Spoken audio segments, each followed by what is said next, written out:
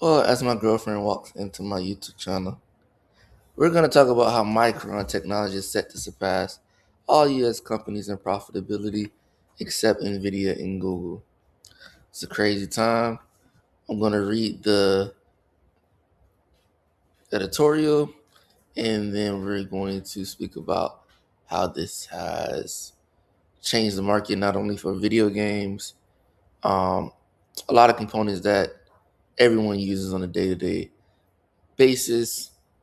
Um, It says Micron Technology just dropped a fiscal Q3 2026 earning report that makes most of corporate America look like it's running a lemonade stand.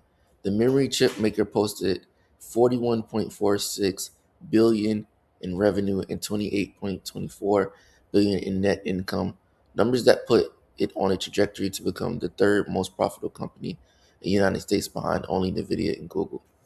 Um, I mean, it says it pretty much right there. The um the hunger for these high bandwidth chips, these memory stocks, not memory stocks, but memory components are through the roof. It's all because of the AI build out. Revenue of 41.46 billion is enormous. I mean, this company has been around for maybe what 15, 20, 26 years. I'm not sure how long, but if the hyperscalers and big business hedge funds, all different type of money is being put into this AI situation, there's no way that it will not have an effect across the board through every single job or just life in general. I just cannot see it any other way. Um, how has a memory chip company become a margin monster?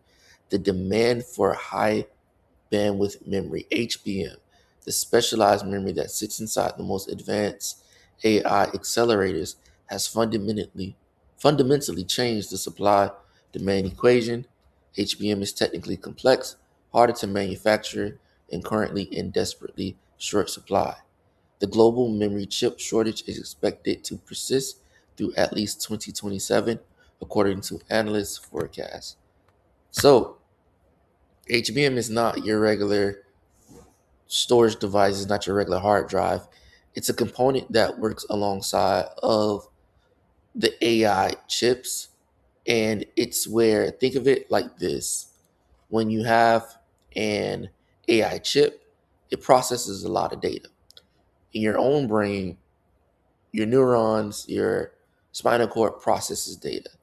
There's a localization of where that memory gets stored, where we can have memories of the past, things like that. A computer chip or an AI chip is what makes your brain, and a human is what helps us think. It helps us move from one place to another, do certain tasks during the day. This memory, the high bandwidth memory, is how we process and we store that memory of tasks that we have completed with family. As you know, the human body is very complex. I know that you can probably imagine a computer system just as like that. It's just as complex. That's why this stock is going up the way it's going, because that is not something you can just go around the corner and say, hey, I want memory just like that. Like, it just doesn't work like that. There's kind of no way to do it. There's only a few companies that can produce this. I believe there's XK Hynix. I believe that's the company name in Korea. There's one more in Korea, but it's very hard to get access to Korea stocks. I believe DRAM, you're able to get those stocks through that ETF, but it's very hard to get access to Korea stocks. And this is a way for a lot of US investors to tap into this high bandwidth memory shortage. It says it's supposed to last until 2027, through 2027, the shortage. But one thing with memory cycles, there's a huge boom and bust cycle.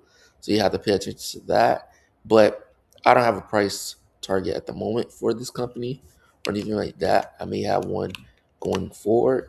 But as always, do your own investing research, figure these things out for yourself. I'm not a financial advisor. I will never advise you on finances or anything like that.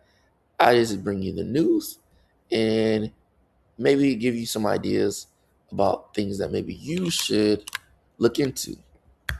Once again, I'm out.